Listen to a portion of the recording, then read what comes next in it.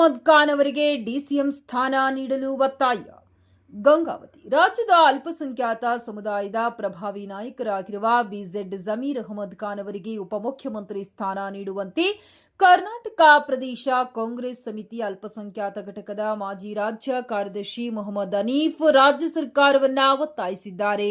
ಈ ಕುರಿತು ಪತ್ರಿಕಾ ಪ್ರಕಟಣೆ ನೀಡಿರುವ ಅವರು, ಕಾಂಗ್ರೆಸ್ ಪಕ್ಷದ ಬೆಳವಣಿಗೆ ಹಾಗೂ ಸಂಘಟನೆ ಬಲವರ್ಧನೆಯಲ್ಲಿ ಜಮೀರ್ ಅಹಮದ್ ಖಾನ್ ಅವರ ಕೊಡುಗೆ ಅಪಾರವಾಗಿದೆ.